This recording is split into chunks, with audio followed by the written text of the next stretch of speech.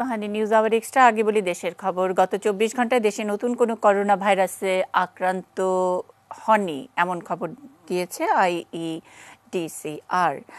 মোট শনাক্ত 48 এখনো পর্যন্ত, এবং এদের মধ্যে সুস্থ হয়েছেন 15 জন, আইসোলেশনে আছেন 44 জন আইইডিসিআর এর হিসেব অনুযায়ী।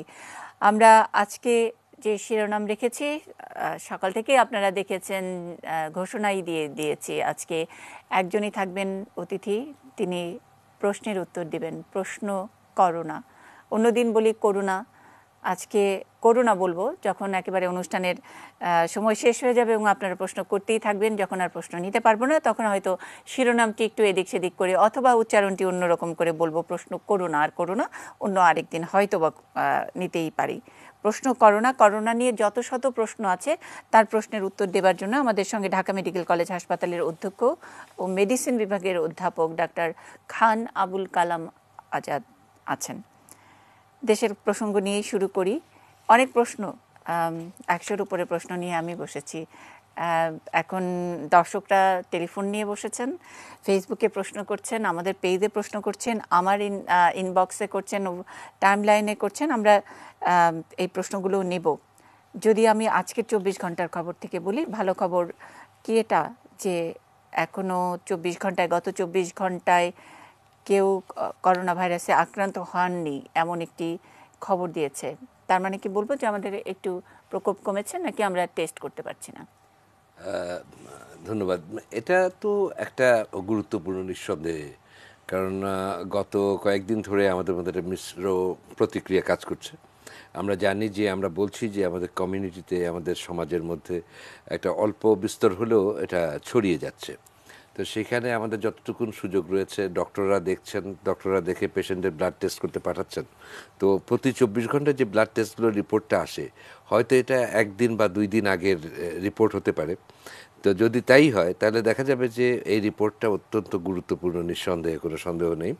তবে এটা আমাদের টেস্ট করার ক্যাপাবিলিটি বাড়লে, বিভিন্ন জায়গায় টেস্ট হলে যেগুলো আরও সন্দেহজনক রয়েছে, এবং আপনার বিভিন্ন জেলায় যে মানুষরা ছড়িয়ে রয়েছেন, তাহলে যদি সেখানেও আমরা টেস্ট করার সুযোগ পাই, যেটা অচিরেই শুরু হবে, তাহলে হয়তো বা তখন যদি আমরা এরকম বলতে পারি, তাহলে আমি বেশি খুশি হব। তখন সংখ্যা বাড়তে পারে বলে কি মানে আপনি আশঙ্কা করছেন?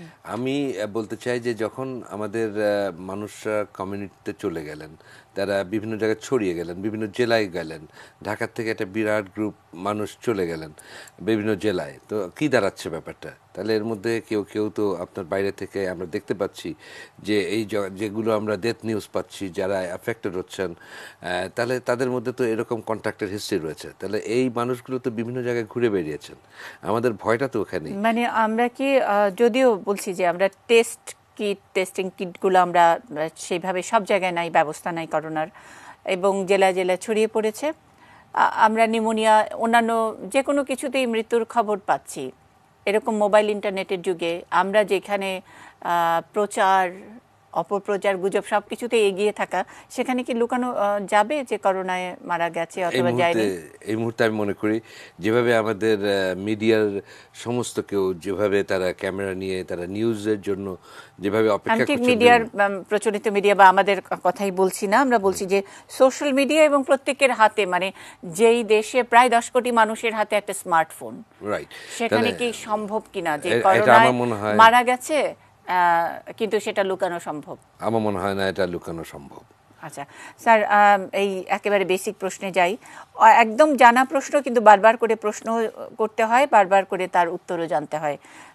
সে কারণেই আজকে প্রশ্ন করোনা নিয়ে, এই শিরোনাম নিয়ে কথা বলছি আপনার সঙ্গে। কি সিমটম দেখলে বলবো এটা করোনা? মানে এটা করোনার টেস্ট করতে যাব, টেস্টের প্রসঙ্গে যেটা এলো। তাহলে একজন মানুষের খুব অল্প সময়কালীন যদি কতগুলো লক্ষণ দেখা যায়, যদি দেখা যায় যে তিনি কোনো একটা অঞ্চল থেকে এসছেন যেখানে করোনা ভাইরাসের উৎপাত রয়েছে, অথবা তিনি এমন একজন ব্যক্তির সান্নিধ্যে এসেছিলেন যিনি করোনা ভাইরাসের রোগী হিসাবে শনাক্ত হয়েছেন, অথবা উনি এসছেন করোনা ভাইরাসের অঞ্চল থেকে, তাহলে এইগুলো ক্রাইটেরিয়ার মধ্যে যদি কয়েকটা সিমটম থাকে, অর্থাৎ তার জ্বর হবে, তার গলা ব্যথা হবে, তার কিছুটা গলা খুসখুস করে চুলকাবে এবং একটু কাশি হবে, ধীরে ধীরে তার একটু শ্বাসকষ্ট হবে এবং দেখা যাবে তার একটু বমির ভাব হচ্ছে, খাবার অরুচি হবে, প্রচণ্ড ক্লান্তি হবে এবং দেখা যাবে কারো কারো ডায়রিয়া হচ্ছে ইত্যাদির সমন্বয়ে একটা যদি চিত্র আঁকি তাহলে এগুলো সবগুলোই হচ্ছে মিলে করোনা ভাইরাসের লক্ষণ। কিন্তু এর কাছাকাছি যারা থাকে, যেমন এই সময় আমরা কমন কোল্ড দেখি অথবা ফ্লু দেখি, তাদের এই এতগুলো সিমটম হয় না। কমন কোল্ডের ব্যাপারে দেখা যায় ফ্লু মানে কমন কোল্ড এবং ফ্লু আমরা এই সময় মানে দেখি যে চৈত্র মাস, ফাল্গুন চৈত্র মাস, এটা এই অঞ্চলে বাংলাদেশ বা একটু ভারতের কিছু কিছু অংশ, এর বাইরে সাউথ এশিয়ারও অনেক জায়গায় একই ধরনের একটা নেচার, একদম ড্রাই একেবারে চৈত্র মাসে, তারপরে এই যে পানি খেলা ইত্যাদি ধরনই ঠান্ডা হয়, তারপর আমরা আবার নর্মাল সিস্টেমে যাই। এই ফ্লুগুলোর সঙ্গে আপনি করোনার যেগুলো বললেন, ফ্লু হলে তো অবশ্যই বমি বমি ভাব লাগে, ফ্লু হলে তো একটু অরুচি হচ্ছে, ফ্লু হলে তো কারো একটু পেট খারাপ মতন সেটাও হচ্ছে। সাধারণত ফ্লু যেটা হয় এটা উপরের শ্বাসনালীতেই বেশিরভাগ ক্ষেত্রে আক্রমণ করে এবং খুব রেয়ারলি আমাদের অঞ্চলে দেখা যায় যে এটা নিম্ন শ্বাসনালীতে বা লোয়ার রেসপিরেটরি ট্র্যাক্টে কম ইনফেকশন করে। কিন্তু থিওরিটিক্যালি ইনফ্লুয়েঞ্জা দিয়ে ভাইরাল নিউমোনিয়া হওয়া সম্ভব। কিন্তু ইনফ্লুয়েঞ্জাতে যে অল্প অল্প জ্বর, তার একটু আপনার সর্দি, তার গলা ব্যথা, তার একটু কাশি, কেসে ডান ফুসফুসের নিচের অংশে এটা এফেক্ট করে এবং একদিকে থাকে। এটা হলো কমন নিউমোনিয়া, যেটা আমরা কমিউনিটি অ্যাকোয়ার্ড নিউমোনিয়া বলি। এটা হলো আমাদের দেশে সবচেয়ে কমন। কিন্তু আপনার এই করোনা ভাইরাসের নিউমোনিয়া যেটা হয়, এটা দেখা যায় দুই দিকে, ফুসফুসের দুই দিকে এফেক্ট করে যদি নিউমোনিয়া। স্যার আমরা তো এখন দুই দিক আর একদিক বুঝতে পারবো না, আমরা বাইরের এক্সটার্নাল আমাদের যেসব সিমটম সেগুলো দিয়ে বুঝতে পারবো। পরিষ্কার কথা যদি বলি যে কি সিমটম হলে আমি করোনা টেস্ট করতে যাব, সেখানে আপনি মানে করোনা আক্রান্ত এলাকা থেকে কেউ এলে, কারো জানা অজানা মানে জ্ঞাতসারে অজ্ঞাতসারে করোনার সংস্পর্শে এসেছেন, সেটা যদি নিজে সন্দেহ করেন এবং তার সঙ্গে কমন ফ্লুর যে সিমটমগুলো রয়েছে সেগুলো যদি হয়, তাহলে করোনা টেস্ট করবেন। জ্ঞাত অজ্ঞাত ব্যাপারটা একটু পরিষ্কার হওয়া দরকার। জ্ঞাত অজ্ঞাত সারে কিভাবে আমরা কোন কোন মাধ্যমে আমরা তাদের কন্ট্যাক্টে আসতে পারি, মানে একটা তো বলছি যে সোশ্যাল গ্যাদারিং, বাজারে যাওয়া, হাটে বসে গল্প করা, একটা সমাবেশ, কোনো ধর্মীয় সমাবেশ, কোনো একসঙ্গে বসে জামাতে নামাজ পড়া, একসঙ্গে বসে কোনো ধর্মীয় জায়গায় গিয়ে কোনো ধর্মীয় কিছু পারফর্ম করা, কোনো রাজনৈতিক সমাবেশ, মানে গায়ে গায়ে গা লেগে যাওয়ার মতন একটা অবস্থা, সেটাই তো আপনি মিন করছেন। আমি আরেকটি কথা বলতে চাই, আমাদের যে করোনা ভাইরাসের যে ইনফেকশন হলো, একজন মানুষের শরীরে ভাইরাসটা প্রবেশ করলো, এর একটা বিরাট অংশ অ্যাসিমটোমেটিক, তাদের ভাইরাসটা গলায় থাকে। তারা এটা 5 to 6 days এটা গলায় থাকে এবং তারপর এটা শেডেড হয়ে যায় এবং তার কিন্তু খুব মিনিমাম লক্ষণ দিয়ে সে ভালো হয়ে যায়। মানে তার যে করোনা হয়েছিল বা করোনার কন্ট্যাক্টে এসেছিল সেটুকু এমনি এমনি চলে যায়। তো এই যে অ্যাসিমটোমেটিক ক্যারিয়ার যারা, তার কোনো লক্ষণ নেই কিন্তু তিনি এই ভাইরাসটি গলায় বহন করছেন, তার কাশির সাথে, তার সর্দির সাথে, তার থুতুর সাথে, তার হাঁচির সাথে এটা যে ড্রপলেট হচ্ছে, সেখানে কিন্তু ভাইরাসটা শেডেড হচ্ছে, কিন্তু তিনি অনুভব করছেন তিনি কোনো পেশেন্ট নন। আচ্ছা, মানে তার ড্রপলেট থেকে, তার হাঁচি থেকে, রাইট, তার থুতু থেকে, জি, এবং সেটা কোনোভাবে লালা থেকে এটা যদি একজন হেলদি লোকের যায়, তিনি ওই রকম কম্পিটেন্ট নাও হতে পারে, তাহলে ওই ভাইরাস। এখানে প্রশ্ন থাকে যে করোনা নিয়ে তো এখনো বিস্তারিত তেমন কিছু জানা যায়নি, মানে এখনো তা আমরা এতটা নিশ্চিত কিভাবে হচ্ছি স্যার, মানে আপনারা চিকিৎসকরাই বা এতটা নিশ্চিত কিভাবে হচ্ছেন? নিশ্চিত হওয়ার ব্যাপারটা হলো যে আমরা যখন মিলিয়ে নিই, আমরা সবগুলো সিমটমকে অ্যানালাইসিস করি, যখন দেখি খুব দ্রুত ডিটোরিয়েট করছে, এবং আমরা তো বাইরে থেকে এক্সামিন করে রোগীকে পরীক্ষা করি, যদি পরীক্ষা করে দেখি যে তার ফুসফুসের দুই দিকেই নিউমোনিয়ার সাইন রয়েছে এবং তিনি ওই রকম ক্রাইটেরিয়াগুলো ফুলফিল করছেন এবং খুব অল্প সময়ের মধ্যে তার এটা ইভলভ করেছে, তাহলে আমরা একটা সাসপেক্ট করি যে তার করোনা ভাইরাস ইনফেকশন হতে পারে। This is number one. Sir ওই মানে টেস্টিং কিটে কি ধরা পড়ে, মানে না টেস্টিং কিটে আমি এখনো যাইনি, টেস্টিং কিটটা আমি পরীক্ষাটা মানে করোনার পরীক্ষা যেটা করা হয় একটা তো স্পেশাল পরীক্ষা, নরমাল নিউমোনিয়ার পরীক্ষা আর করোনার পরীক্ষার মধ্যে পার্থক্যটা কি স্যার একটু? না নরমাল নিউমোনিয়াতে ওটাও একটা ভাইরাল ইনফেকশন, যে কোনো ভাইরাল ইনফেকশনে যদি আপনি রোগ নির্ণয় করতে যান সবচাইতে ভালো হচ্ছে ওই ভাইরাসটাকে যদি আইসোলেট করতে পারেন, দ্যাট ইজ দ্য ডেফিনিট। কিন্তু দেখা যাচ্ছে যে ভাইরাল আইসোলেশন, ভাইরাল কালচার একটা লেংদি প্রসেস এবং সব জায়গায় সম্ভব নয়, সব ল্যাবরেটরিতে ভাইরাল কালচার কিন্তু সম্ভব নয়। তখন বিজ্ঞানীরা করলো কি, এমন কিছু পরীক্ষা তৈরি করলেন যে ভাইরাসের শরীরে যে পদার্থ দিয়ে তৈরি এই যে বিভিন্ন রকমের যে প্রোটিনের উপাদানগুলো রয়েছে, এই প্রোটিনের উপাদানগুলো তার যে আরএনএ স্ট্রাকচারগুলো রয়েছে সেইখানকার যে প্রকাশ এক একটা ভাইরাসের ওই যে ভেতরের যে জেনোম তার বিরুদ্ধে এক ধরনের আপনার পলিমারেজ চেইন রিঅ্যাকশন বলে। আমাদের এই করোনা টেস্ট বা করার ছিল মানে হ্যাঁ আমরা ব্যবস্থা ছিল রাইট। আমাদের যে চিকুনগুনিয়ার কথা দেখেন, আমাদের ডেঙ্গুর কথা দেখেন, আমাদের যে H1N1 ইনফ্লুয়েঞ্জা দেখেন, সেগুলোতে কিন্তু আমরা এই ভাইরাল পিসিআর গুলো দিয়ে অ্যান্টিবডিটা আমরা টেস্ট করতে পেরেছি, এবং সেটা দিয়ে আমরা ডেঙ্গুতেও আমরা অ্যান্টিবডি টেস্ট করি, আমরা চিকুনগুনিয়ার ক্ষেত্রেও করেছি। তখন তো স্যার কোভিড-19 নামটা সম্পর্কে আমরাও জানতাম না, চিকিৎসকরা জানতেন নিশ্চয়ই, অবশ্যই আমরা জানি না, শুনেছি 2000 কিন্তু আমরা যেটুকু জার্নাল যেটুকু পড়েছি যে এই যে 2019 সালের শেষ দিন যেহেতু কোভিড আইডেন্টিফিকেশন হয়েছে সেই জন্য কোভিড-19। তো চিকুনগুনিয়া অন্যান্য যেগুলোর কথা বললেন সে এভিয়ান ইত্যাদি, এগুলো তো স্যার আরো অনেক আগের কথা, এত আগে কি কোভিড-19 প্রেডিক্ট করা গেছিল? এক্স্যাক্টলি। ভাইরাসটা এরকম একটা ভাইরাস যে সে তার নিজের চরিত্র পরিবর্তন করছে বারবার। এই ভাইরাসটা কিন্তু নট টুডে, এটা আজকে থেকে প্রায় 60 বছর আগের ভাইরাস। 1960-তে এই ভাইরাসটা আবিষ্কার হয়, কিন্তু 60-তে এটা আবিষ্কার হলেও এটা কিন্তু জুনোসিস ছিল, অর্থাৎ পশু পাখিদের মধ্যে রোগটা ছড়াতো, পশু পাখি থেকে তখনও মানুষের মধ্যে আসেনি। ফর দ্য ফার্স্ট টাইম পশু পাখি থেকে মানুষের মধ্যে আসলো এটা হলো 2002-তে, যখন চায়না এবং কোরিয়াতে এই রোগটা দেখা গেল। তখন করোনা ভাইরাস দিয়ে এই রোগটা বের হলো যে প্রথম, এবং তারপর 2003 সালে মালয়েশিয়া এবং সাউথ ইস্ট এশিয়াতে কিছু কিছু অঞ্চলে এই ভাইরাসের আক্রমণ হলো, এবং আপনি সেটা জানেন SARS, severe acute respiratory syndrome আমরা জানলাম। 2004 সালের পরে আর সেই ভাইরাসটার অ্যাক্টিভিটি পাওয়া যায়নি, করোনা নিয়ে সমস্ত কিছু আমাদের চাপা পড়ে গেল। এরপরে 2012 সালে আপনার মিডল ইস্টে সৌদি আরবে কিছু কেস আসলো যাদের খুব শ্বাসকষ্ট হচ্ছে, কাশি হচ্ছে, ওই করোনা ইনফ্লুয়েঞ্জার মতো, করোনা নিউমোনিয়ার মতো। তো তখন তারা বললেন যে এটা তো ওই সার্সের মতো, কিন্তু এর কিছু ক্যারেক্টার চেঞ্জ আছে। তখন ভাইরাসের যে অন্তরের পরীক্ষাগুলো সেটা করে দেখা গেল যে একটু ভিন্ন, তখন এর নাম দিল MERS corona, MERS corona, Middle East respiratory syndrome corona. 2012 এবং 2013 শুধু সৌদি আরব নয়, কিছু কোরিয়াতেও কিছু কেস আসলো, চায়নাতে আসলো, এবং 2013-এর পরে আবার চুপচাপ। 2014, 15, 16, 17, 18 এই পর্যন্ত করোনা নিয়ে আমরা কোনো কথা শুনিনি, আমাদের অঞ্চলে কেউ আসেনি।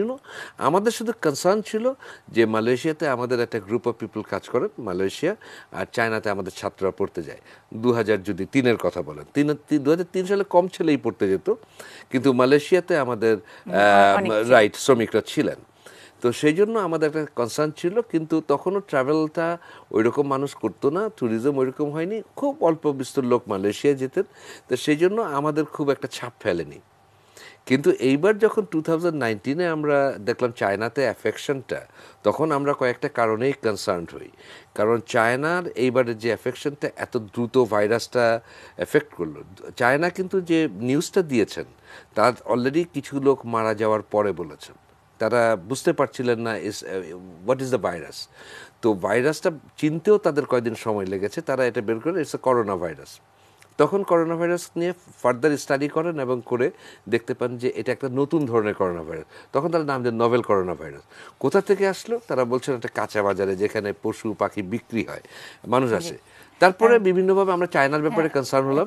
এইগুলা নিয়েও তো নানা রকমের এখন মানে প্রশ্ন, কাউন্টার প্রশ্ন আছে। করোনা নিয়ে আমরা প্রশ্ন করছি, প্রশ্ন করোনা শিরোনামে একজন দর্শক অনেকক্ষণ আছেন ফোনে। আমরা যারা ফেসবুকের পেজে, আমাদের পেজে প্রশ্ন করেছেন সেগুলো প্রশ্ন একটা একটা করে স্যার আপনার কাছে রাখতে চাই, অনেকে ফোনে আছেন। হ্যালো। হ্যালো, আসসালামু আলাইকুম। ওয়ালাইকুম সালাম। শরীফ বলছিলাম। জি, প্রশ্ন করবেন। আমি ধন্যবাদ জানাচ্ছি এটিএন নিউজকে এবং আজকের এই অনুষ্ঠানে উপস্থিত আছেন বাংলাদেশের স্বনামধন্য বাংলাদেশের মেডিসিনের একজন উজ্জ্বল নক্ষত্র স্যার, এবং যার নাম বাংলাদেশের সর্বব্যাপী সবার মুখে প্রচলিত, এবং তার কথা আমরা খুব মনোযোগ সহকারে শুনি। স্যারের কাছে একটা বিনীত প্রশ্ন, যে আমরা বাজার খরচ করি যখন কাঁচা বাজার, তখন কাঁচা বাজার থেকে আমরা যেগুলো দ্রব্য কাঁচা বাজার শাকসবজি নিয়ে আসি বাজার থেকে বাসায় আসার পরে আমাদের কি করণীয়, আমরা কি ইমিডিয়েটলি কি মেজার নিতে পারি? আর দ্বিতীয় একটা প্রশ্ন আছে স্যার, যে আমাদের বাড়িতে অনেকে গৃহপালিত পশু পাখি, এগুলো আমরা শখ করে অনেক পাখি পুষি, বা হাঁস মুরগি গরু ছাগল এগুলো আছে, তাদের ব্যাপারে আপনার কোনো বক্তব্য আছে কিনা? আপনাকে ধন্যবাদ স্যার আজকে অনুষ্ঠানে আসার জন্য। ধন্যবাদ। কাঁচা বাজার আসলে কি করোনা প্রসঙ্গে বললেন? কাঁচা বাজার করার পরে আসলে মেজার নাকি অল টাইম মেজার? আমার ওনার প্রশ্নটা আমার ভালো লেগেছে। কাঁচা বাজারের ব্যাপারটা হলো যে আমরা এখনো বলবো যে কাঁচা বাজারের যে জিনিসগুলো রয়েছে, এরা যদি আমি আপনার প্রাণীজ দ্রব্য বাদ দিয়ে যদি শাকসবজির কথা বলি, তাহলে একজন মানুষ তো তার করোনা ভাইরাস নিয়ে স্পর্শ করছেন, এবং যে কোনো দ্রব্যের উপরেই এটা করোনা ভাইরাস কিন্তু 24 ঘন্টা থাকতে পারে। তো সেই জন্য এখন এই মুহূর্তে আমাদের বাজার থেকে কাঁচা শাকসবজি যেটা নিয়ে আসবো, সেটা খুব ভালো করে বারবার ধুয়ে নিতে হবে, নাম্বার 1। এবং খুব ভালো, যেটা আমরা মোটামুটিভাবে উত্তাপ দিয়ে রান্না করি, যে সেটা আপনার তাপটা একটু বেশিক্ষণ দিতে হবে এবং বেশ ভালো করে পাকিয়ে তাহলে খেতে হবে। এখন এই মুহূর্তে কাঁচা শাকসবজি খাওয়া ঠিক হবে না। 2 নম্বর, অনেকে বাজারে গিয়ে টমেটো খাচ্ছেন কাঁচা, অনেক সময় শশা খেয়ে ফেলছেন, এই কাজটি করা যাবে না। এটাকে ভালো করে ধুয়ে, এটা যদি খাবার খাচ্ছেন, যে এটা আমরা বলি যে খাবার খেয়ে যেটা ঢুকছে সেটা তো খাদ্যনালীতে যাচ্ছে, আর যেটা কন্ট্যাক্টে আসছে শ্বাসনালী, সেটা কিন্তু ঢুকে যাবে শ্বাসনালীতে। কিন্তু এই ভাইরাসের একটি বিশেষ দিক হচ্ছে, এই ভাইরাসটা যখন শরীরে ঢোকে, এই রক্তের মধ্যে দিয়ে কিন্তু স্টুলেও যায়। সো স্টুলে যদি পাস করে থাকে, তাহলে ডেফিনেটলি আমাদেরকে সতর্ক থাকতে হবে। স্টুল থেকে এটা আবার যদি অন্যান্য কাজকর্মগুলো করে, সিভিয়ার ডায়রিয়া করে ফেলতে পারে, তার সিভিয়ার লিভার ডিসফাংশন করতে পারে, ওখান থেকে ব্লাডে প্রবাহিত হয়ে আবার শ্বাসনালীতে এসে শ্বাসনালীতে নিউমোনিয়া করতে পারে। সেই জন্য রান্নার ব্যাপারটা খুব গুরুত্বপূর্ণ। আর 2 নম্বর, যে প্রাণীগুলো আমাদের দেশে পালি, সেইগুলো প্রাণীর থেকে এই ভাইরাসটা ছড়ায় না, কিন্তু প্রাণীর শরীরে ভাইরাসের অবস্থানের একটা বিশেষ ব্যাপার রয়েছে। তো এগুলো সব ওয়াইল্ড অ্যানিমেল, মানে কিন্তু এই করোনার সময় অনেক অনেক পাখি প্রাণী যারা পোষেন, তাদের ব্যাপারে সবাই খুব অমানবিক, মানুষের ব্যাপারে মানুষ খুব অমানবিক হচ্ছেন। বিশেষ করে যে কোনো স্বাভাবিক মৃত্যু হলেও সেটা করোনা আক্রান্ত হয়ে মৃত্যু হয়েছে এমন গুজব আমরা প্রায় প্রতিদিনই সেই সব গুজবের ছবি দেখছি, এবং যারা প্রিয়জন আপনজন তারা খুব বিব্রত অবস্থায় পড়ছেন। সাধারণ একটা কাশি কেউ দিতে ভয় পাচ্ছেন, এরকম একটা ভীতির জায়গা তৈরি হয়েছে। করোনা নিয়ে কি এতটা ভয় পাওয়ার মতন কিছু? প্রশ্ন আরও আছে, প্রশ্ন নিয়ে আমরা ফিরছি আমাদের আজকের নিউজ আওয়ার এক্সট্রায়। প্রশ্ন করোনা এই শিরোনামে।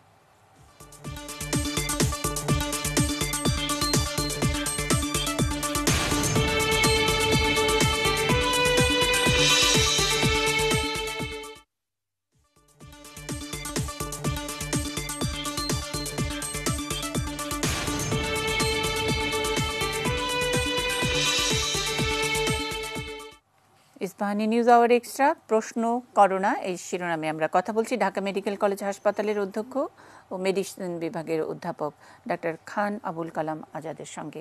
প্রশ্ন আপনাদের, আমাদের হাতেও অনেক প্রশ্ন রয়েছে। বিরতিতে যাবার আগে যেটা ছিল যে তারপরেও এত ভয় এবং মাস্ক নিয়ে অনেক অনেক প্রশ্ন আছে। তার আগে একবারে একটু পড়ে ফেলতে চাই, কতগুলো প্রশ্ন আমার হাতে আছে। জনি, তিনি প্রশ্ন করেছেন, বলা হচ্ছে রোগ প্রতিরোধ ক্ষমতা বেশি থাকলে করোনা কিছু করতে পারবে না, এজন্য ফেসবুকে ভিটামিন সহ নানা ওষুধের প্রেসক্রিপশন পাওয়া যাচ্ছে, যেমন সিভিট, ইক্যাব, ডিরাইজ ইত্যাদি। এটা আসলে কতটুকু কার্যকর, বা শরীরে রোগ প্রতিরোধ ক্ষমতা বাড়াতে আমরা কি করব? আরও দু একটা পড়ে ফেলি।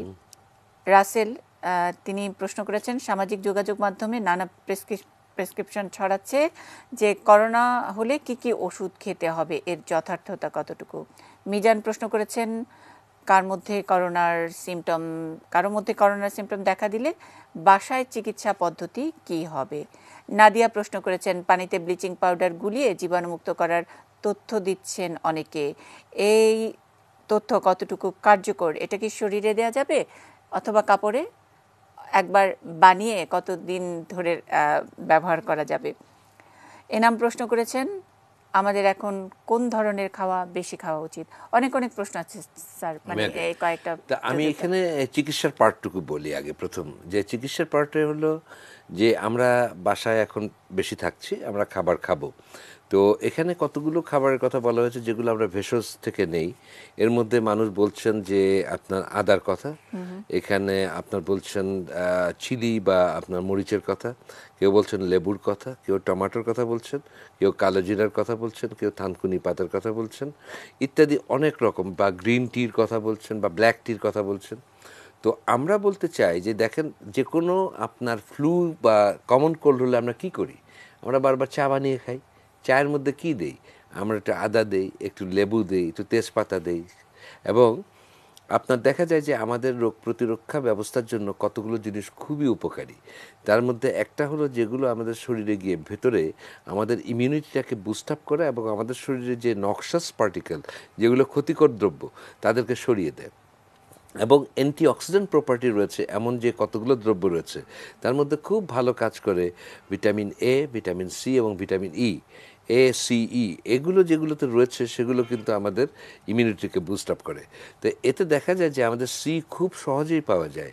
আমরা আপনার লেবু থেকে ভিটামিন সি পেতে পারি, টমেটো থেকে পেতে পারি, এবং কাঁচা লঙ্কা থেকে ভিটামিন সি পেতে পারি। সেটা আমাদের জন্য খুবই চমৎকার একটি। আবার তো দাম বেড়ে যাবে এখন। আপনি কাঁচা লঙ্কা, লেবু আর এমনিতেই তো পাওয়া যাচ্ছে না, আর আপনি যখন বলছেন আরো পাওয়া যাবে না, কিন্তু তারপরে সবার বাড়িতেই থাকে, সবার বাড়িতেই থাকে। এবং এটা নিয়ে এরকম হ্যাবক তৈরি করার কোনো না, এইরকম করে সব তুলে নিয়ে আসলে এগুলো বেশি দিন থাকার জিনিস নয়। এটা একসাথে বেশি নিয়ে আসার কোনো প্রয়োজন নেই, কিন্তু এটা সবার বাসায় আছে। সামান্য মানে 2 গাছা থানকুনি পাতার দাম ধরেন 500 টাকা, এইটাও আসলে আনএক্সপেক্টেড। মানে এটা এমন কোনো পরীক্ষিত ব্যাপার নয় যে আপনি 2টো থানকুনি পাতা খাচ্ছেন আর আপনি ভালো হয়ে যাচ্ছেন, এমন কোনো। আমি বলতে চাই এদের মধ্যে, সবার মধ্যে, অন্যদের সবই। কালো জিরার রয়েছে, কালো জিরা ইমিউনিটিকে বুস্ট আপ করে। কালো জিরার মধ্যে অনেক ম্যাগনেসিয়াম, ক্যালসিয়াম এবং ভিটামিন সি পাওয়া যায়। আর আপনার কিন্তু থানকুনি পাতা, এটা হলো ব্রেইনের কিছু কিছু রোগে কাজ করে, নিউরোডিজেনারেটিভ ডিসঅর্ডার। এর সাথে এই ফ্লু এবং ইনফ্লুয়েঞ্জার কোনো সম্পর্ক নেই। এটা মানুষ ছড়িয়েছেন, এটা কোথা থেকে ছড়িয়েছেন আমি জানি না। আচ্ছা, মানে আমাদের যে ইমিউনিটি, এই রোগ প্রতিরোধ করার ক্ষমতা, এই রোগ প্রতিরোধ করার ক্ষমতা কি ভয়ে কমে যায়? ভয়ে অবশ্যই। আপনার ভয়ে আমাদের কতগুলো জিনিস বের হয়, তার মধ্যে একটা হলো স্টেরয়েড। স্টেরয়েড আমাদের ইমিউনিটি সাপ্রেস করে দেয়। এটা মনে রাখতে হবে যে ভয়ে যে সমস্ত দ্রব্যগুলো বের করে সেগুলোর মধ্যে একটা হচ্ছে পটেনশিয়াল হলো স্টেরয়েড। মানে কারো করোনা আক্রান্ত হবার কোনো রকমের লক্ষণ না থাকলেও ভয় এসে তো তাকে আরো বেশি জোরে সোরে। সেজন্য আমাদের ওই রকম ভাবে আতঙ্কিত না হয়ে আমাদের সাহসটাকে এই মুহূর্তে বেশি প্রয়োজন। আমরা বলছি যে কোনো রকম ভয়, ডিস্ট্রেস এবং ডিপ্রেশন, অ্যাংজাইটি, এগুলো কিন্তু আমাদের শরীরের রোগ প্রতিরক্ষা ব্যবস্থার সাথে ওতপ্রোতভাবে জড়িত। এবং আমরা যদি ডিপ্রেস থাকি তাহলে কিন্তু আমাদের ইমিউন সিস্টেমের উপরে এটা একটা আঘাত আনে, এবং আমরা দেখা যায় যে মুটিয়ে যাই, আমাদের ঘুম আসে না, ইত্যাদি ইত্যাদি হয় না। এবং ট্রমা মানসিক স্বাস্থ্যের একটা বিরাট বড় বিপর্যয় হয়। আমরা করোনা নিয়ে যে প্রশ্নোত্তর, আমরা আগে বলেছিলাম যে শত প্রশ্নেরও বেশি প্রশ্ন আমাদের কাছে এসেছে। আমি জানি না আমাদের পুরো সময়টা জুড়ে সবগুলো প্রশ্ন শেষ করতে পারবো কিনা। আমাদের সঙ্গে ডাক্তার খান আবুল কালাম আজাদ রয়েছেন, আমরা তার কাছ থেকে বাকিটুকু জেনে নেব। একটা বিরতিতে যাই, রাত 10টার খবরের পরপরই আবারও ফিরছি প্রশ্ন করোনা এই শিরোনামে।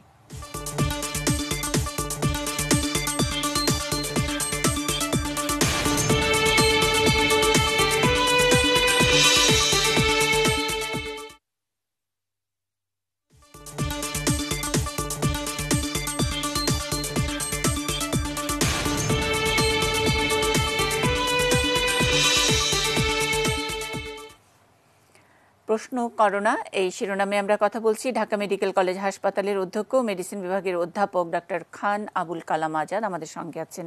আর দর্শক আপনারা আছেন, অনেক ফোন পাচ্ছি, অনেক প্রশ্ন পাচ্ছি, আমরা অভিভূত। এরকম রেসপন্স আসলে না থাকলে এরকম একটি অনুষ্ঠান করেও অনেক সময় ভালো লাগে না যে আমরা কাদের জন্য করি। নিশ্চয়ই আপনারা টেলিভিশনের দিকেই সারাক্ষণ চোখ রাখছেন, শুনে নিতে চান আপনার নিজের প্রশ্নটি, প্রশ্নের উত্তরটি একেবারে চুলচেরা বিশ্লেষণ জেনে নিতে চান। এই কারণেই আমরা আমাদের অনুষ্ঠানে আজকে বিশেষজ্ঞ চিকিৎসককেই রেখেছি। যে প্রশ্নে যেতে চাই, আসলে আমরা কখন আমরা নেব হাসপাতালে? এটা খুবই একটা ব্যাপার, আমাদের হসপিটালের সাহায্য লাগবে এবং বিশেষ করে এই মুহূর্তে যেখানে আমাদের চিকিৎসা সুযোগটা একটু সীমিত হয়ে গেছে এবং আমরা বলছি অনেক জায়গায় আউটডোরে একটু সংকুচিত, আমরা বলছি ইমার্জেন্সি সংকুচিত, আমাদের কোথাও কোথাও বলেছি আমরা প্রাইভেট হসপিটালগুলোতে আমাদের সেবা একটু সংকুচিত হয়ে গেছে স্বাভাবিকভাবেই, কারণ আমার মানুষ সবাই আসতেও পারছেন না। তো আমরা বলছি, আমি আবারও এমফাসাইজ করতে চাই যে 85% পেশেন্টের সিমটমটা খুবই মিনিমাম হয় এবং খুবই সাধারণ, অন্যান্য ফ্লু বা কমন কোল্ডের মতো এটা 7 দিনে ভালো হয়ে যাবেন। তো আমরা এখন যেটা ব্যবস্থা করেছি, আমরা সমস্ত মেডিকেল কলেজগুলোতে করোনা পজিটিভ হলেও তার এটা ভালো হয়ে যায়, সেই জন্য তাকে কিছু প্রশ্ন আমি আরেকবার রিপিট করতে চাই। করোনা পজিটিভ হলেও, মানে করোনার যে সিমটমের কথা স্যার বলেছেন, ডাক্তার খান আবুল কালাম আজাদ বলেছেন যে করোনা যেখানে প্রকোপ হয়েছে সেই সব দেশ থেকে আসা কেউ অথবা যিনি এসেছেন তার সংস্পর্শে এসেছেন, তার সঙ্গে থেকেছেন, ছোঁয়া হাঁচি কাশির এক্সচেঞ্জ হয়েছে এরকম, অথবা একসঙ্গে বসে কোনো একটা সমাবেশে বা কোনো একসঙ্গে শেয়ার করেছেন, শ্বাস নিঃশ্বাস কাছাকাছি নিঃশ্বাস ত্যাগ করেছেন, সেই রকম জায়গায় যদি স্বাভাবিক আমাদের যে ফ্লুয়ের যে সিমটমগুলো রয়েছে, অর্থাৎ একটু হালকা গা গরম হবে, গলা ব্যথা হবে, একটু খুসখুসে কাশি হবে, সেই সময় একটু আপনারা করোনার টেস্টটা করতে পারেন। দ্বিতীয়ত স্যার যেটা আরেকবার পরিষ্কার করলেন যে করোনা যদি পজিটিভও হয়, যদি বলা হয় যে ওই জ্বরটা নর্মাল ইনফ্লুয়েঞ্জা নয়, ওইটা করোনা, তাহলেও তো মানে 85% ক্ষেত্রেই এটা সাধারণ ইনফ্লুয়েঞ্জার চিকিৎসায় এটা ভালো হয়ে যায়। ইনফ্যাক্ট আসলে ওষুধও খেতে হয় না, হাসপাতালেও যেতে হয় না 85%, আর বাকি থাকলো 15%। জন্য কি কোনো ভয়ের খবর আছে? কাদের জন্য হসপিটালে ভর্তি করতে হবে? ভয়টা কোথায়? ভয়টা হচ্ছে 5% পিপলের জন্য, আর 15%-এর একটু 5% কারা? একটা হচ্ছে যদি 60-র ওপরে তার বয়স হয়, তার যদি দেখা যায় তার হাইপারটেনশন থাকে অর্থাৎ উচ্চ রক্তচাপ, তার যদি ডায়াবেটিস থাকে, তার যদি কিডনির অসুখ থাকে, তার যদি এরকম অ্যাজমা থাকে, তার যদি সিওপিডি বা তার একটা শ্বাসকষ্টের রোগ থাকে, তাহলে, এবং যদি দীর্ঘদিন তার ধূমপানের অভ্যাস থাকে, দীর্ঘদিন তার অ্যালকোহল পানের অভ্যাস থাকে, তাহলে এই সমস্ত ক্ষেত্রে তাদের রিস্কটা একটু বেশি বহন করবে। এইসবেই তো মারা যাওয়া উচিত, তাহলে তার করোনার দরকার হয় না। তাদের তো এগুলো চিকিৎসা হচ্ছেই। তো তাদের ক্ষেত্রে যদি করোনা ভাইরাস এফেক্ট করে, দেখা যায় যে তাদের শরীরের রোগ প্রতিরক্ষা ব্যবস্থাটা অত শক্তিশালী হয় না, তাদের বয়সটা একটা ফ্যাক্টর হিসেবে কাজ করে। তখন তাদের মধ্যে বেশি বেশি ক্ষেত্রে দেখা যায় যে তাদের কারো কারো নিউমোনিয়া হয়ে যায়, এবং নিউমোনিয়ার একটা প্যাটার্ন আমি একটু আগে বলেছি যে এটা বাইল্যাটারাল, অর্থাৎ দুদিকেই হয়। আমাদের ফুসফুস দুটো ফুসফুসকে এফেক্ট করে। তো ফুসফুসের স্বাভাবিক কাজ কি? আমরা অক্সিজেন নেব, রক্তে দেব, আর রক্ত থেকে কার্বন ডাইঅক্সাইড বিশুদ্ধ করে আমরা বাইরে পাঠিয়ে দেবো। যদি ফুসফুসের সারফেস এরিয়া কমে যায়, তাহলে তো আমরা অক্সিজেন কার্বন ডাইঅক্সাইডের এই ট্রান্সফারটা করতে পারবো না, তাহলে একটা মানুষ দ্রুত শ্বাসকষ্টে ভুগবেন। এই শ্বাসকষ্টের ব্যাপারটা খুব গুরুত্বপূর্ণ। যদি অল্প সময়ের ইতিহাসে এরকম দ্রুত শ্বাসকষ্ট হয়, তাহলে আমাকে চিন্তা রাখতে হবে করোনা হতে পারে। কিন্তু তার জন্য কি চিকিৎসা দিচ্ছেন? এখন হলো কথা, যদি আমাদের 1 নম্বর কথা হলো যে আমাদের যে সরকারি ব্যবস্থাপনায় এত চমৎকার করে আমাদের অনেকগুলো হসপিটালের ব্যবস্থা রেখেছে। সবচাইতে বড় যেটা হসপিটালে আমাদের কাজ হচ্ছে, আমরা প্রথম কিন্তু কুয়েত মৈত্রী হসপিটালকে করেছি এবং পুরোপুরি এটাকে খালি করে শুধুমাত্র করোনার জন্য ডেডিকেটেড করা হয়েছে এবং করোনায় ছাড়া অন্য কোনো রোগের ওখানে চিকিৎসা হচ্ছে না। এরকম ইতিমধ্যে আরেকটি আমাদের শেখ রাসেল, যেটা খাদ্যনালীর অসুখ যেখানে চিকিৎসা হয়, ডাইজেস্টিভ হসপিটাল মহাখালীতে রয়েছে, সেটাও আমাদের এই হসপিটালটি রেডি করা হয়েছে।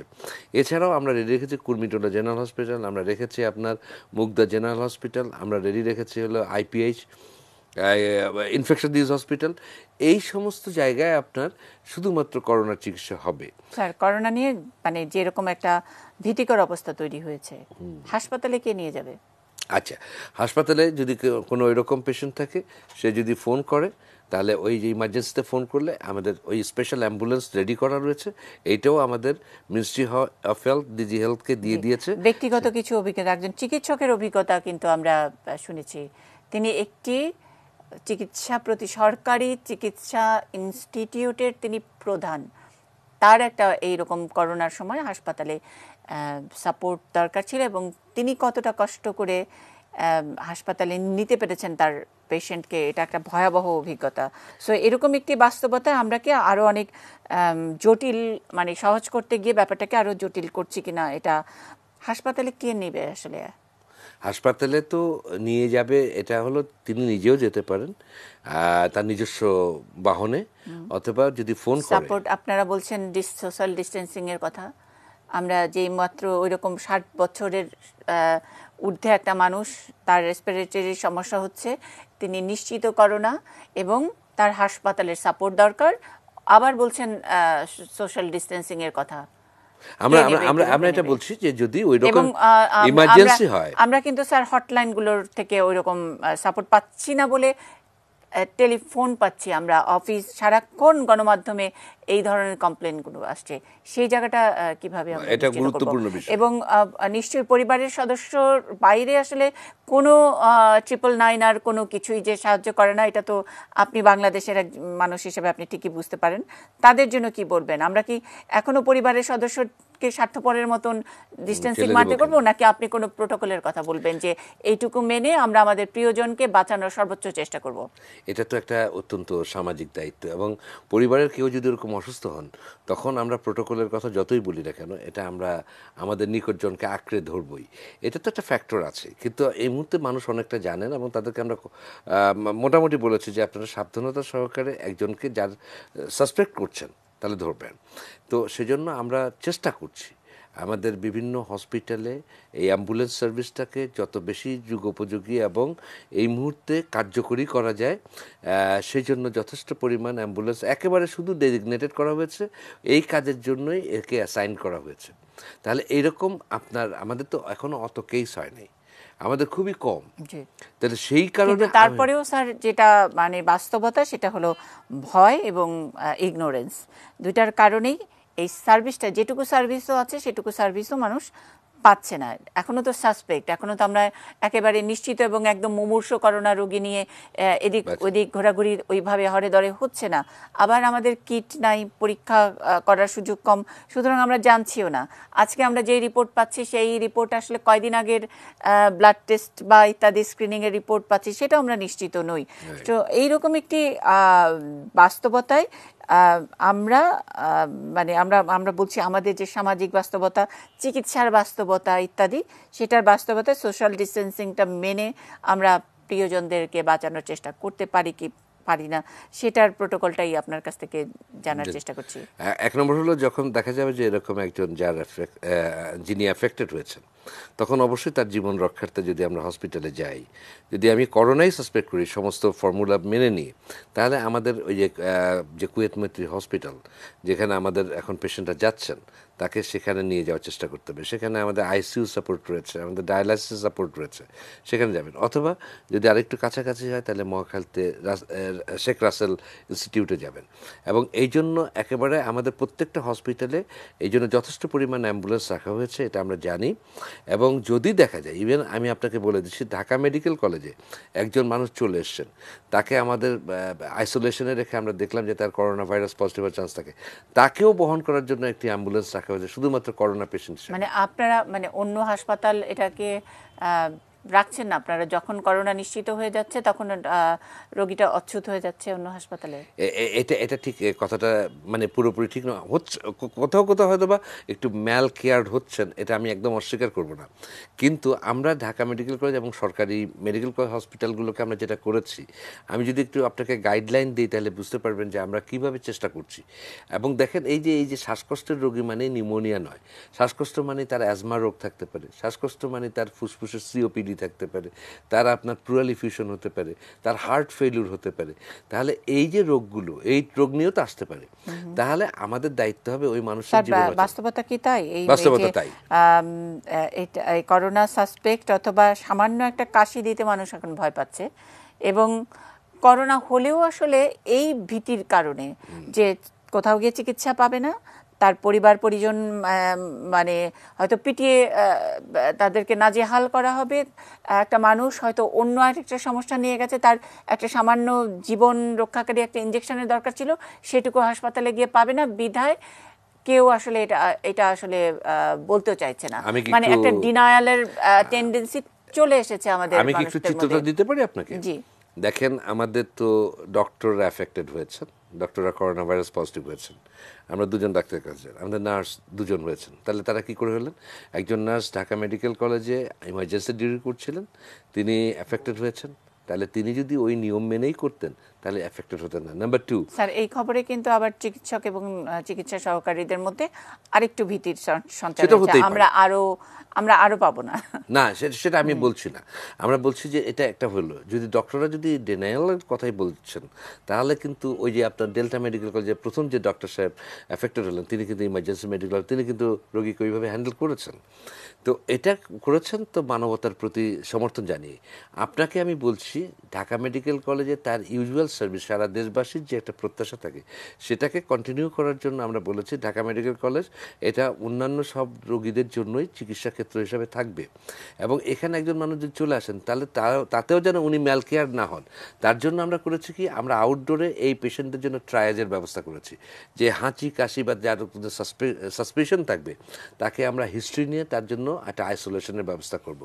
নাম্বার 2, আমরা ইমার্জেন্সিতে কিন্তু 6 ধরনের ডাক্তাররা ওখানে অপেক্ষা করছেন। ওখানে ইমার্জেন্সি মেডিকেল অফিসার এবং কনসালটেন্ট, ওখানে ক্যাজুয়ালিটির ডক্টর, ওখানে মেডিসিনের ডক্টর, ওখানে সার্জারির ডক্টর, ওখানে গাইনির ডক্টর, ওখানে পেডিয়াট্রিক্সের ডক্টর এবং নিউরোসার্জারি।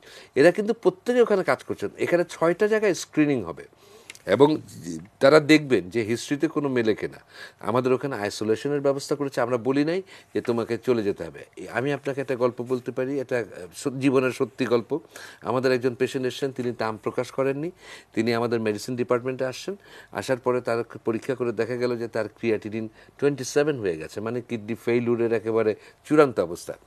তাকে ডায়ালাইসিস করতে হবে। তাকে কিডনি বিভাগে রেফার করা হলো এবং কিডনি বিভাগ পরের দিনই নিয়ে গিয়ে তাকে ডায়ালাইসিস স্টার্ট করে এবং 5 দিন ডায়ালাইসিস করার পরে উনি যখন একটু উন্নতি হয়েছেন তিনি জানান তিনি বিদেশ থেকে ফেরত। ইতিমধ্যে আমার 5টা মেশিনকে ব্যবহার করেছেন আমাদের রোগীরা। আমাদের অন্যান্য রোগীরা ছিলেন, আমাদের ডক্টররা ছিলেন। ডক্টরদের কিছু আমরা আইসোলেশনে কোয়ারেন্টাইনে পাঠিয়ে দিলাম এবং তাদের সবার ব্লাড টেস্ট করলাম। এবং সেই ভিত্তিতে আমরা ওই প্রত্যেকটা মেশিনকে আবার চালু করার জন্য আমাদের অনেক গলদঘর মতো হয়েছে। এইটা কোথা থেকে গ্যাপ আসলো? এইটাকে যদি আমরা ডক্টররা যদি চিকিৎসা সার্ভিস না দিত তাহলে কিন্তু এই ঘটনা ঘটতো না। তারপরে দেখেন, প্রথম যে পেশেন্টটা 4 মার্চ আসলো বাংলাদেশে এবং that was the first case. যিনি আসলেন ইতালি ফেরত, উনি ঢাকা মেডিকেল কলেজে আসলেন। উনি বাড়িতে গেছেন, ওনার ফরিদপুর বা মাদারীপুর হবে। ওখান থেকে এসে তার মনে হয়েছে ওনার কোমরে ব্যথা রয়েছে। উনি আমাদের কিডনি বিভাগে গেছেন, কিডনির ডক্টররা তাকে অ্যাটেন্ড করেছেন এবং ওনার মনে হয়েছে যে আমি তো ইতালি থেকে এসেছি, তাহলে আমি একটা আইডিসিআরে নিজে চলে গেছেন। চলে যাওয়ার পরে ওনার ব্লাড স্যাম্পল দিয়েছেন এবং টেস্ট করে আইডিসিআর যখন ওই ভদ্রলোকের পজিটিভ পেয়েছেন তখন ঢাকা মেডিকেল কলেজের ডিরেক্টর সাহেবকে জানিয়েছেন যে এরকম একজন ভদ্রলোক যিনি ঢাকা মেডিকেল কলেজ আউটডোরও অ্যাটেন্ড করেছেন তিনি কিন্তু পজিটিভ। তাহলে এই চিত্রগুলো কি বলে? আপনি দেখেন, আমরা কিন্তু বন্ধ করিনি, আমরা সমস্ত রোগের চিকিৎসা করছি এবং আমরা এই করোনা ভাইরাসের প্রতি, যদিও এটা Dhaka medical college designated hospital নয়, আমরা তাদের জন্য এরকম স্ক্রিনিংয়ের ব্যবস্থা করেছি, আমরা আইসোলেশনের ব্যবস্থা করেছি, আমরা ডক্টরদেরকে ওয়েল প্রিপেয়ার করে আমাদের ব্যাপারে মানে যেটা হচ্ছে যে বলছি যে আমরা 80 থেকে 85 ভাগ মানুষের মধ্যেই যে নিজস্ব শক্তি আছে সেটা দিয়ে আমরা এই ভাইরাস করোনা ভাইরাস বলি আর অন্য ইনফ্লুয়েঞ্জা বলি, সেটা আমরা ফাইট করতে পারি। আর অন্যদিকে করোনার যে ছোঁয়াচে ব্যাপারটা ইত্যাদি, অন্য ইনফ্লুয়েঞ্জাও ছোঁয়াচে, সেই ছোঁয়াচের ব্যাপারটাকে এমনভাবে আমরা মানে ট্রমাটাইজ করে ফেলছি। সুতরাং এটার মধ্যে একটা কনফ্লিক্টিং একটা অবস্থার মধ্যে গিয়ে আমরা মানুষরা ভয় পেতে পছন্দ করি, এ কারণে ভয়ের একটা রাজ্যের মধ্যে বসবাস করছি। তাতে কি আমাদের করোনা এবং করোনা পরবর্তী অবস্থা, মানে আমরা তো আসলে কেউ সবাই ট্রমাটাইজ হয়ে যাচ্ছি, অর্থনীতিও ট্রমাটাইজ হয়ে যাচ্ছে। সো এই জায়গাটা থেকে কি কোনো একটা পরিষ্কার জায়গায় আপনারা নিতে পারছেন না? সবাই মিলে আমরা মাস্ক ব্যবহার করছি, মাস্কটা কি আসলে আমাদের এই যে করোনা ছড়ানোর যেই প্রোটোকল যেটাকে বলছি, যে সেটা থেকে কি আমাদেরকে রক্ষা করছে? ঠিক, মাস্কের আগের অবস্থাটা যদি বলি, মাস্ক আপনি কখন ব্যবহার করবেন, আমরা প্রথম কিন্তু মাস্কের উপরে কোনো গুরুত্ব দেইনি। আমরা ডক্টররাই বলেছি আপনার যদি নিজের হাঁচি কাশি না হয় তাহলে আপনি মাস্ক পরবেন না, আপনার হাঁচি কাশি হলে আপনি মুখটা ঢেকে রাখবেন, আপনার হাঁচি কাশি বাইরে ছড়াবে না, এই জন্য মাস্ক পরবেন। কিন্তু যখন আমরা দেখলাম যে অনেক মানুষ আমাদের কমিউনিটিতে চলে আসলেন এবং সেখান থেকে এটা আমাদের এই অঞ্চল দিয়েই প্রবেশ করে, তখন আমরা বলেছি বাইরে বেরোবার সময় আপনি মাস্ক পরে থাকবেন। এবং আপনি যদি ওই কমন কোল্ডে ভুগলেন বা ইনফ্লুয়েঞ্জার মতো ফিচারে ভুগলেন, তাহলে আপনি বাসায় থাকলেও আপনি মাস্ক পরে থাকবেন। মাস্কটা এখানে এসছে এবং আপনার দেখবেন যে আজকে সারা পৃথিবীর যদি আপনি চিত্র দেখেন, আমাদের মানুষ প্রতিদিনের খবর জানছে এবং এত দ্রুত এত মানুষের মৃত্যু ডেফিনেটলি মানুষকে বাধ্য করেছে কিছু প্রাচীন ধারার কিছু কুসংস্কারপূর্ণ বা সংস্কারপূর্ণ কার্যক্রম হাতে নিতে। এবং মানুষ একটা সময় পর্যন্ত খুব দীর্ঘ সময় তারা বাইরে ছিলেন। আমাদের যে সময় আমরা এই যে গত 5 দিন আগে যখন বন্ধ করলাম যে সরকারি ছুটি, যখন তার আগে পর্যন্ত মানুষ তো বাইরে ছিলেন এবং দেখা গেছে যে একে একটা সময় শুরুতেই যখন মানুষ মাস্কের জন্য হানাহানি করলেন, তার চাইতে আমরা বলেছি যে আপনি আগে কাশি হাঁচির শুদ্ধাচার মেনে চলুন। নাম্বার 2, আপনি হাঁচি কাশির রোগীর কাছাকাছি যাবেন না। 3 নম্বর, আপনি মুখে নাকে হাত দেওয়ার আগে হাতটা ভালো করে পরিষ্কার করুন। আপনার সেলফোন আমরা প্রতি মুহূর্তে ব্যবহার করছি, সেলফোনটাকে পরিষ্কার করুন এবং আপনি হাতটা বারবার ধুয়ে তারপর আপনি হাত মুখ দেবেন। এই জায়গাটায় আমরা গুরুত্ব দিতে চাই। আপনি কি মনে করছেন স্যার এই জায়গাটা হাঁচি কাশির শুদ্ধাচারটা ঠিকঠাক করে আমরা বুঝতে পারছি? আমরা কি আসলে গোটা জাতি যখন নাকি একেবারে গণমাস্কের জাতি হয়ে গেছি, সকলেই একটা মাস্ক পরাটাকে একটা মানে সিম্বল অফ মানে স্মার্টনেস আমরা মনে করি, আমি মাস্ক পরছি তো কেন আমরা হাত ধুচ্ছি, স্যানিটাইজেশনের বিষয়টা আমরা বুঝি কি বুঝি না, স্যানিটাইজার একটা পকেটে নিচ্ছি, এটাকেও একটা স্মার্টনেস ভাবছি। কেন হাত ধুচ্ছি, কেন মাস্ক পরছি, এটা কি বোঝাতে পারছি? যেইভাবে ছড়িয়েছে, যেই লেভেলে ছড়িয়েছে, আমরা বার্তাটি বোধহয় ঠিক করে দিতে পারি নাই। ওই যে হাঁচি কাশির শুদ্ধাচারের কথা বললেন, মাস্ক থেকে বের হয়ে মানে যেই দৃশ্য দেখা যায় এখন, মাস্ক নামিয়ে থুতু দিচ্ছেন টিস্যুতে অথবা থুতুটা একটু জোরেই ফেলছেন, কারণ আবার মাস্কে তার মুখটা ঢেকে রাখতে হবে। আর কেউ টিস্যুটা এমন করছেন যে ছুঁড়ে মারছেন, মানে সোশ্যাল টার্গেটিং আর কি, যে অন্তত একটা মানুষের গায়ে যেন একটা থুতু সহ একটা টিস্যু পড়তে থাকে। সো এইরকম একটা অবস্থায় বোধহয় ব্যর্থতা কোথাও একটা জায়গা আছে, যে ঠিক শুদ্ধাচারের বার্তাটি আমরা পরিষ্কার করে দিতে পারিনি। মাস্কের জন্য এক ধরনের হ্যাবক তৈরি হয়ে গেছে। পিপি মনে হচ্ছে যে ঘরে ঘরে বসে এখন সবাই সারাক্ষণ মানে পিপির মধ্যে এখন অর্নামেন্টাল পিপি চলে আসবে কয়দিন পরে, নট আনলাইকলি। মাস্কের উপরে সবাই মেকআপ দেওয়া শুরু করবে, মানে এরকম হুজুগে বাঙালির জায়গায় মনে হচ্ছে 17 কোটি পিপিএ প্রত্যেক দিন সরকারকে সরবরাহ করতে হবে। এইরকম একটি অবস্থায় আমরা কোথাও একটা ফোকাস বোধহয় শিফট করে ফেলছি ভয় দিয়ে। আপনি কথাটি সঙ্গে একমত কিনা? আমি স্যার আপনার কাছে ফিরছি একটা বিরতির পর। ওকে।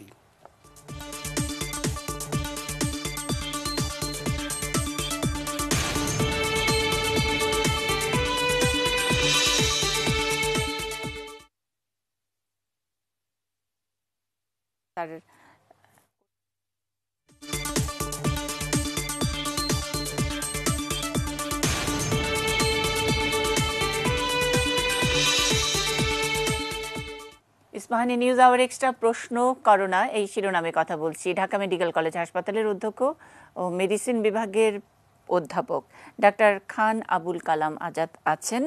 বিরতিতে যাবার আগে মোটামুটি কঠিন প্রশ্ন স্যার বলছিলেন যে ফোকাসটা আমরা একটু অন্যদিকে শিফট করে একটা হজবরল অবস্থার মধ্যে যাচ্ছি কিনা। চিকিৎসকরাই পারেন এটা একেবারে ফোকাসটা ঠিক জায়গায় আনতে। অন্তত তার মতন একজন বিচক্ষণ চিকিৎসকের কাছ থেকে শুনতেই চাই। আমি বলতে চাই এটা অত্যন্ত একটা গুরুত্বপূর্ণ জায়গায়। এটা এই করোনা তো আমাদের হয়তো একটা টেম্পোরারি প্রবলেম হবে, কিন্তু তারপরেও তো আমাদের যুগ যুগ বেঁচে থাকার চেষ্টা করতে হবে। মানব সভ্যতাকে তো আজকে আমি বলতে পারছি না যে গুড বাই, ধ্বংস হয়ে যাক। আমরা আজকে একটা মানে দুর্বিষহ যন্ত্রণার মধ্যে আবর্তিত হচ্ছি, এবং এই দুর্বিষহ যন্ত্রণার মধ্যে আমরা ঘরে আবদ্ধ রয়েছি। আমাদেরকে অনেক শিষ্টাচারের কথা বলা হচ্ছে। আমরা সারাদিন হাইহুতাশ করছি একটা ভালো মাস্ক পরতে হবে, আমরা হাউতাস করছি আমাকে পিপিই আমার দরকার, পিপিই দিয়ে কি করব, কিন্তু কোনটার কি উপযোগিতা, কোনটা কখন দরকার এইটা সম্বন্ধে আমাদের কারোই একটা ভালো ধারণা নেই, এবং গুজবের তো অসংখ্য ডালপালা। কিন্তু মানুষ বুঝতে পারছেন না যে তাকে এই দুর্বিপাকের মধ্যেও তাকে চিন্তা করতে হবে যে আমাকে একটা আগামী জীবন দেখতে হবে, আমাকে নিঃশ্বাস নিতে হবে, এবং আমাকে ভালো থাকতে হবে। সেজন্য আমি মনে করি যে শুদ্ধাচারের কথা আমরা বলছি, সেই শুদ্ধাচার ওয়ান অফ দ্য ফ্যাক্টস, যে এই ফ্যাক্টটা কিন্তু আমাদেরকে শুধু আজকে করোনা নয়, অন্যান্য আরও অনেক রোগ থেকে বাঁচিয়ে দেবার একটি কৌশল হবে। 2 নম্বর, বিশ্ব স্বাস্থ্য সংস্থার কথা স্যার আবারও রিপিট করেন, আপনি আবারও বলবেন। আমি বলতে চাই যে প্রথম কথাটি হচ্ছে, আমরা যে মানুষ বাংলাদেশে রয়েছি, আমাদের আচার আচরণের মধ্যে একটি বৈশিষ্ট্য লক্ষ্য করা যায় যে আমরা যেখানে সেখানে যখন তখন হাঁচি দেই, কাশি দেই, এবং যেখানে সেখানে থুতু ফেলে দেই। এটার থেকে আমাদের অনেক বেশি রোগ হয়, এবং এটার থেকে বিশেষ করে যখন এরকম প্রাদুর্ভাব ঘটে তখন রোগগুলো দ্রুত ছড়িয়ে পড়ার আশঙ্কা থাকে। 2 নম্বর, আমরা ধুলাবালি, নোংরা, এবং আমরা যে জিনিস ধরছি, ইভেন আমরা খাবার খাচ্ছি, ভালো করে হাত কখনো ধুই কিনা, যে প্লেটটা খাবার খাচ্ছি যেখানে রেখে দিয়েছি আমি তাকের মধ্যে, ওর মধ্যে টিকটিকি কয়বার গেল, ইঁদুর কয়বার গেল, তেলাপোকা কয়বার গেল, আমরা কখনো খেয়াল করি না। এগুলো কিন্তু ফ্যাক্ট মনে রাখতে হবে। আপনি রান্নাঘরে প্লেটটা খুব সুন্দর করে গরম পানিতে ধুয়ে রেখে দিয়েছেন, আপনি 3 ঘন্টা পরে খাবার। খালি রান্নাঘরে খাই না তো স্যার, আমরা রাস্তাঘাটে সবখানে খাই, সেটাও সব জায়গায় ঘুরি, সব জায়গায় একটা অপরিচ্ছন্ন এবং একটা খুব কি বলবো যে খুবই এলোমেলো একটা ব্যাপার। এই জায়গাটায় নান্দনিক বিষয়টা নাইলে নাই বললাম, সেটা আমি বলছি না, কিন্তু আমাদের বেশিরভাগ খেটে খাওয়া মানুষ, তারা ওই সারাদিন হয়তো মাটি কেটে আসলেন, তারা করলেন, কেউ একটু হাত ধুলেন কি ধুলেন না, তারপরে তিনি সে হাত দিয়ে খাচ্ছেন। তা আমাদের এখন এই মুহূর্তে সময় যে আমরা যদি এটা ফিলসফিক্যালিও বলি, কিন্তু এটাই এখন সবচেয়ে বড় জিনিস। দুটো এই মুহূর্তে পার্টিনেন্ট। আমি বলবো 1 নম্বর, আমাদের জীবনে যত কষ্টই হোক, আগামী দিনগুলোতে আমাদের বেঁচে থাকার আশ্বাসে এবং এই যে বিশ্বাসে আমাদেরকে অন্তরীণ থাকার যে ব্যবস্থা হয়েছে, এটা ঘরের সমস্ত শুদ্ধাচার মেনে থাকতে হবে। 2 নম্বর, এখন থেকে আমাদের আচার হোক আমরা হাঁচি কাশির নিয়মটি মেনে চলবো। 2 নম্বর, কোনো অবস্থাতেই মুখে হাত দেওয়ার যে প্র্যাকটিস, নাকে হাত দেওয়া, ঠোঁটে হাত দেওয়া, এই প্র্যাকটিসটা আমরা আর করব না। যদি আমার গালে হাত দিতে হয়, আমি কোনো কিছু স্পর্শ করার পরে তাহলে হাত ভালো করে ধুয়ে নেব, তারপরে করব। এটা করলে আমরা কিন্তু এখনকার করোনা নয়, আগামী দিনেও বাঁচতে পারবো। আরেকটি ব্যাপার হচ্ছে পরিচ্ছন্নতা বিষয়টা, যদি শুধু করোনা বা তারপরে আরেকটা ধরনা ইত্যাদি জাতীয় নানান কিছু আসবে থেকে থেকে আমরা তখন খালি বলবো যে নিজের চারপাশ পরিষ্কার করুন, অথবা ডেঙ্গু হলে বলবো যে আপনি ময়লা ইত্যাদি পরিষ্কার করবেন। কোথাও কোথাও কোনো দেশে আজকে আমরা একটা বিদেশি গণমাধ্যমের খবরই দেখলাম যে আফ্রিকার কয়েকটি দেশে করোনা নাই। অনেকে হাসতে হাসতে স্বাস্থ্যমন্ত্রী বলেছেন যে আমাদের করোনা নাই, কারণ আমাদের আসলে টেস্টিং করার ফেসিলিটি নেই বা অ্যাবিলিটি নেই। কিন্তু আফ্রিকার কিছু কিছু দেশ আছে যেখানে পরিচ্ছন্নতা ইজ আ ক্যাম্পেইন, বা কনস্টিটিউশনটার প্রথম শর্ত, প্রথম লাইন হয়েছে যে তোমাকে জুতো পরতে হবে, তোমাকে পরিষ্কার থাকতে, তুমি যেই অবস্থান থেকে আসো না কেন, তা না হলে ওখানকার আইন শৃঙ্খলা রক্ষাকারী বাহিনী, সেনাবাহিনী তোমাকে আসলে বর্ডার পার করে দিবে, তুমি ওই দেশের নাগরিক হতে পারবে না। আমি জিম্বাবুয়ের রুয়ান্ডার কথা বলছি। ওখানে কোনো রোগ নেই। প্রতি শনিবার তাদের পরিচ্ছন্নতা দিবস, প্রধানমন্ত্রী থেকে শুরু করে প্রত্যেকের যার যার জায়গা পরিষ্কার। এখন আর প্রত্যেকদিন ওই ঝাঁটা নিয়ে ওই ঝাঁটা ক্যাম্পেইন হয় না, কারণ এত পরিষ্কার আপনার সারাক্ষণ। আর ওই শনিবারে সবাই এসে এক ধরনের গেট টুগেদারের মতো, এবং কে কত বেশি পরিষ্কার সেটার একটা মিংলিং হয় তাদের একটা। তো নিয়ম তো অনেক জায়গায় তো শুদ্ধাচারের মাধ্যমে একটা দেশ সুন্দর হয়ে যায়, কোনো রোগ নাই। আমরা তো এটা দুই অর্থে ব্যবহার করতে পারি। একটা হলো যে প্রথম অংশ যেটা বললেন যে আমাদের টেস্ট করার যন্ত্রপাতি নেই, আমি করছি না, দ্যাটস ফাইন। কিন্তু এটা অত্যন্ত গুরুত্বপূর্ণ আফ্রিকার মতো একটি এলাকায় যেখানে জীবাণু ঘটিত রোগগুলো অত্যন্ত বেশি হয়ে থাকে, starting from malaria to uncommon virus, আপনি ইবোলা থেকে শুরু করে জিকা সবই হয়। তো সেখানে যদি আফ্রিকার মতো এরকম একটা জায়গায় যারা এখনও তাদের খাবার টাবারে কিছু বুনো ভাব রাখে, তারপরেও তারা যে এরকম একটা শুদ্ধাচার গ্রহণ করেছেন, আজকে আমাদেরও সেটা নিতে হবে। শুধু আমাদের বাইরে না, আমাদের ঘরের ভেতরেও। আজকে আমরা প্রাণ বাঁচাবার জন্য বলছি যে আমাদের বাতাসকে, এবং সব একটা কমন দৃশ্য ওনাদের বোধহয় একটা জাতীয় আইকন হলো যে একটা ক্লিনিং, যে ক্লিনারদের যে এরকম একটা ভেস্ট পরা থাকে এবং হাতে একটা ডাস্টার, দ্যাট ইজ দেয়ার, মানে একদম আইকন। এবং প্রত্যেকটা বাড়ি, দোকান, ঘর, গ্রাম, পাহাড়, মানে সব জায়গায় ওই দৃশ্যই দেখা যাবে। সো এটা খুবই, মানে ওরা বলে যে welcome to clean Rwanda.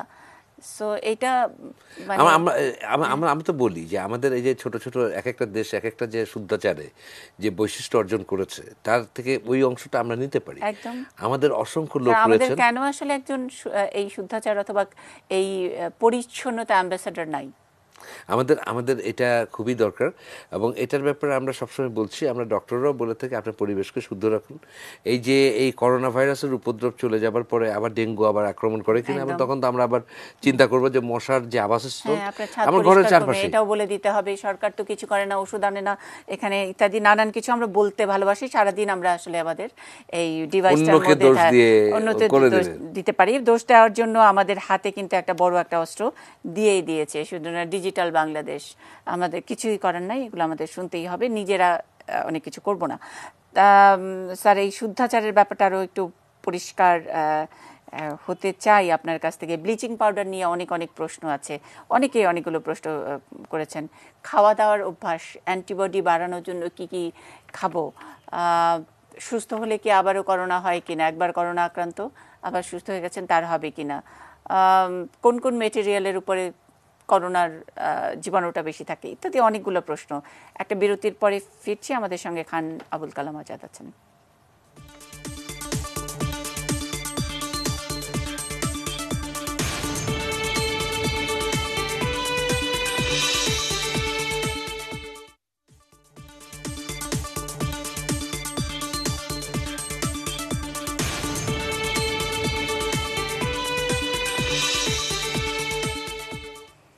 Ispahani news hour extra. প্রশ্ন করোনা, এখন এত প্রশ্ন আসছে, এরকম এখন উল্টো করেই বলতে হবে প্রশ্ন করোনা, আর প্রশ্ন করা যাবে না, যা আছে সেগুলো দিয়ে শেষ করতে পারবো না। আবারও হয়তো আমরা খান আবুল কালাম আজাদকে ডাকতেই হবে স্টুডিওতে, বাকি যে প্রশ্নগুলো রয়ে গেল তার উত্তর দেবার জন্য। খুব ঝটপট দু একটা প্রশ্ন পড়ে নিচ্ছি। রহমত মালিবাগ থেকে, আইইডিসিআর থেকে আগে বলা হয়েছিল সবার মাস্ক ব্যবহারের প্রয়োজন নেই, এখন একই পরামর্শ দিচ্ছে বিশ্ব স্বাস্থ্য সংস্থা, এই বিষয়ে সরকারের নীতি কি? সালমান হোসেন রংপুর, তিনি বলেছেন করোনা ভাইরাসে ইনকিউবেশনের সময় কতদিন? ফরিদা আখাউড়া থেকে, করোনা ভাইরাস আক্রান্ত হলে কতদিন এই রোগ থাকে?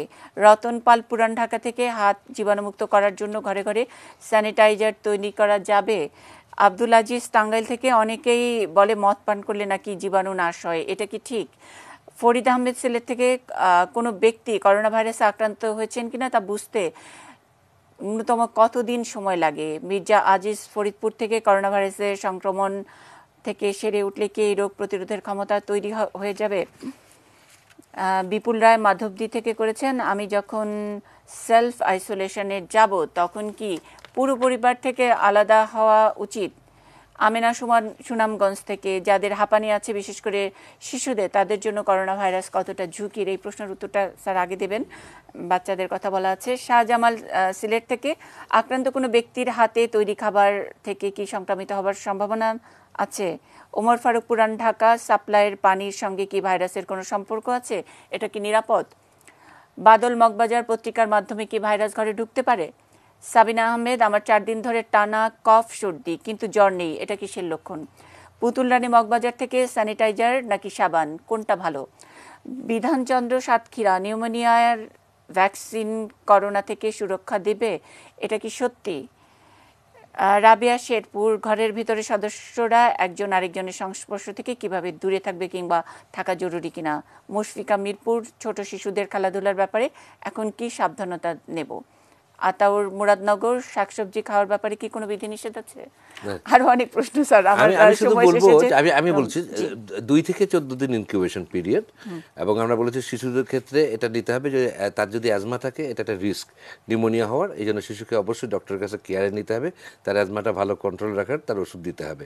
3 নম্বর, আমাদের চারিপাশকে জীবাণুমুক্ত করার জন্য আমরা ব্লিচিং পাউডার, সোডিয়াম হাইপোক্লোরাইট, এটা আমরা ব্যবহার করতে পারি, যে পানির সাথে আপনার 1:10 বা 1:20 এই দ্রবণে মিশিয়ে আমরা যদি এটা স্প্রে করি তাহলে এটা হবে। কিন্তু মনে রাখতে হবে এটা খুব টক্সিক ব্লিচিং পাউডার, চোখে যেন না লাগে, শরীরে যেন না লাগে, খুব সাবধানে করতে হবে।